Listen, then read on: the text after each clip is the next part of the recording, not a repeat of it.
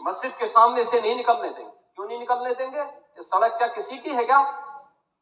ये सार्वजनिक मार्ग है, कैसे आप रोक सकते हैं? परंपरागत बहराइच में भी परंपरागत जुलूस था, परंपरागत जुलूस था। Hello friends, welcome to my channel. पूरी जानकारी के लिए वीडियो पूरा जरूर देखें, स्किप करके ना देखें। घरे में खड़ा करते हैं। मुझे आश्चर्य होता है कि आखिर आप मानते किसको हैं? आप मानते किसको हैं? मुझे एक बात बताओ कि भारत के संविधान के अनुरूप माननीय उच्चतम न्यायालय, एक तरफ आपने सर्वे के बारे में माननीय उच्चतम न्यायालय की बात का स्वागत किया और माननीय उच्चतम न्यायालय ही एक बात को कहता है, बार बार भारत के माननीय उच्चतम न्यायालय ने समान नागरिक कानून की बात देश के अंदर लागू करने की कही है। और भारत अकेला देश है जिसमें बहुसंख्यक समाज अपने लिए विशेष अधिकार की मांग नहीं करता है, बल्कि एक समान नागरिक कानून की मांग कर रहा है। और अगर एक माननीय न्यायाधीश ने, इलाहाबाद उच्च न्यायालय के एक माननीय न्यायाधीश ने उस समान नागरिक कानून की वकालत की, तो आप उनके खिलाफ महाभियोग का नोटिस राज्यसभा में दे दिए कि आपके दोहरे चरित्र को नहीं दिखा दो तो क्या है ये? आखिर दुनिया के अंदर यही हो रहा है, लेकिन भारत के अंदर बहुसंख्यक समाज कह रहा है कि साहब एक समान नागरिक कानून लागू करो। लेकिन अगर वही माननीय न्यायाधीश एक सामाजिक सांस्कृतिक संगठन के कार्यक्रम के दौरान इस बात को कहते हैं कि दुनिया के अंदर ये है, अगर भारत के अंदर इसको मांग करने की वकालत हो रही है तो बुरा नहीं। और माननीय उच्चतम न्यायालय बार बार इसके बारे में सरकार को कह चुकी है, लेकिन आप लोग उसमें एक तरफ उच्चतम न्यायालय के द्वारा सर्वे पर रोक लगाने का स्वागत कर रहे हैं, बुलडोजर की कार्रवाई पर दी गई गाइडलाइन का स्वागत कर रहे हैं। उसका तो स्वागत हमने भी किया है, क्योंकि उत्तर प्रदेश अकेला राज्य है जिसने बुलडोजर की कार्रवाई को अक्सरशः सुप्रीम कोर्ट की उस गाइडलाइन के अनुसार अंजाम दिया है, अक्सरशः। और इसीलिए मैं कह रहा हूं कि यही स्थिति है कि माननीय न्यायाधीश इलाहाबाद उच्च न्यायालय ने अगर वक्तव्य दिया समान नागरिक कानून के बारे में, तो समाजवादी पार्टी, कांग्रेस, इन सब के लोगों ने राज्यसभा में उनके खिलाफ एक महाभियोग की नोटिस ही दे करके आप सच को वो जबरदस्ती बंद करना चाहते हैं। और वहीं पे नहीं किया आपने, यहां पर भी आप चुप नहीं रहे। राज्यसभा के माननीय सांसद, माननीय सभापति तो भारत के महामहिम राष्ट्रपति भी हैं, उनके खिलाफ भी अविश्वास प्रस्ताव की नोटिस दे दी गई, इसलिए क्योंकि उन्होंने सदन स्मूथली चलाने के लिए सदन के सभी पक्षों से कहा। एक सभापति के रूप में, एक चेयरपर्सन के रूप में उनकी जिम्मेदारी यही है, उन्होंने इसी बात को कहा। लेकिन एक किसान का पुत्र कैसे इतनी बड़ी कुर्सी पे पहुंच गया, लोगों को अच्छा नहीं लग रहा, ये अच्छा नहीं लग रहा है, इसलिए अविश्वास प्रस्ताव को नोटिस। चुनाव के दौरान चुनाव आयोग को कटघरे में खड़ा किया गया, चुनाव आयोग को कटघरे में खड़ा करने का प्रयास, यानी जबरदस्ती आप गन पॉइंट पर अपनी बातों को मनवाना चाहते हैं संवैधानिक संस्थाओं से। मुझे लगता है ये चरित्र अच्छा नहीं है, ये स्वस्थ लोकतंत्र के लिए अच्छी परंपरा नहीं है। हमें संवैधानिक संस्थाओं का सम्मान करना सीखना होगा। आप तो सबको कटघरे में खड़ा करते हैं। मुझे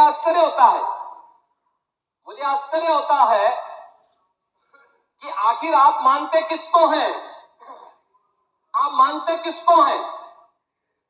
मुझे एक बात बताओ कि भारत के संविधान के अनुरूप माननीय उच्चतम न्यायालय, एक तरफ आपने सर्वे के बारे में माननीय उच्चतम न्यायालय की बात का स्वागत किया और माननीय उच्चतम न्यायालय ही एक बात को कहता है। माननीय मुख्यमंत्री जी ने जो कहा है, एक एक बात को गौर से सुनिए। मुख्यमंत्री जी ने जो कहा है वो सही है या गलत है, आप सभी कमेंट करके जरूर बताएं। माननीय मुख्यमंत्री जी को क्या कहना चाहिए था, क्या नहीं कहना चाहिए था, माननीय मुख्यमंत्री जी ने क्या सही कहा है, क्या गलत कहा है, आप सभी अपनी राय जरूर दें।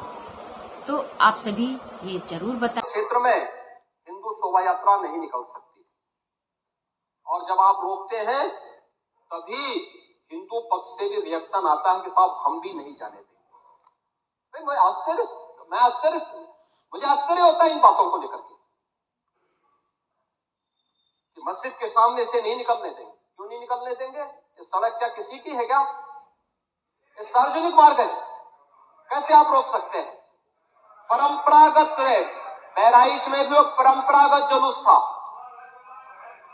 परंपरागत जुलूस था, वही मैं कह रहा हूं, परंपरागत जुलूस था। और उसी परंपरागत जुलूस को आगे बढ़ाने के लिए सारे कार्यक्रम संपन्न हुए, आगे भी संपन्न होंगे। लेकिन ये चीजें तय करना, ये कहना कि उत्तेजक नारे लगाए जा रहे थे, जय श्री राम का नारा उत्तेजक नहीं है, ये हमारी श्रद्धा का नारा है, हमारी आस्था का प्रतीक है। कल मैं आपसे कहूंगा कि अल्लाह वो अकबर का जो स्लोगन है ये हमें अच्छा नहीं लगता, नहीं, आपको हम रोकें तो क्या आपको अच्छा लगेगा? नहीं, आपको नहीं, मुझे मतलब होने की आवश्यकता ही नहीं, मुझे आवश्यकता ही नहीं इसकी, नहीं, मुझे इसकी आवश्यकता ही नहीं है, मुझे इसकी आवश्यकता ही नहीं, क्योंकि मेरी तो विरासत इतनी लंबी चौड़ी है, इतनी प्राचीन है कि मैं उस परंपरा को ही लेकर के चले जाऊं। मैं जय श्री राम का नारा, हर हर महादेव का नारा और राधे राधे, राधे राधे के संबोधन से ही अपना पूरा जीवन काट सकता हूं। मुझे किसी और स्लोगन की आवश्यकता ही नहीं है, मुझे कोई अन्य नारे की आवश्यकता ही नहीं है, कोई अन्य संबोधन की आवश्यकता नहीं। लेकिन मैं आपसे कहना चाहता हूं, कल कोई आपसे कहेगा, कोई हिंदू भी ये कहेगा कि साहब हमें भी परेशानी है, आप लोग मत बोलिए, क्या आपको अच्छा लगेगा? और कोई भजन गाया जा रहा है, आप उस भजन को अश्लील कैसे कह सकते हैं? कैसे कह सकते हैं? कांवड़ यात्रा में क्या अश्लील गाने बजते हैं? अरे भगवान शिव के गाने बजते हैं, भगवान शिव के भजन गाए जाते हैं। दुर्गा पूजा के दौरान तो शोभा यात्रा निकलती है, जगत जननी मां भगवती दुर्गा के आरतियां बजती हैं, उनकी चालीसा बजती है, हनुमान चालीसा बजता है।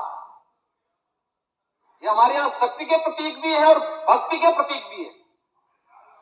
नहीं तो वही तो ऐतराज है, समस्या तो उसी बात को लेकर के है, सारा विवाद तो उसी बात को लेकर के है, सारा विवाद तो उसी बात को लेकर के है। और मुझे लगता है आपने बाबरनामा पढ़ा होता तो आप मुझसे बहस करते ही नहीं तो वही तो ऐतराज है, समस्या तो उसी बात को लेकर के है, सारा विवाद तो उसी बात को लेकर के है, सारा विवाद तो उसी बात को लेकर के है। और मुझे लगता है आपने बाबरनामा पढ़ा होता तो आप मुझसे बहस करते ही नहीं, जिसमें स्वयं मीर बाकी के द्वारा हरिहर मंदिर तोड़ने का जिक्र किया गया है। क्या बात करते हैं आप? और मुझे लगता है ये जितने लोग यहां पर हैं, ये वहां पे कोई नहीं रहा होगा, लेकिन आपके फोरफादर और फोरफादर के आगे की पीढ़ी उसकी भुगत भोगी रही होगी, इसलिए आज इस स्थिति में आप लोग आते हैं। कुंदरकी में लोगों का एहसास हुआ है, एक दिन एहसास आपको भी होगा और जरूर होगा। और इसीलिए मैं आपसे कहना चाहूंगा कि ये सनातन की जीत है, जो कुंदरकी की जीत है, ये भारत की वास्तविक जीत है, ये भारत के संविधान की जीत है।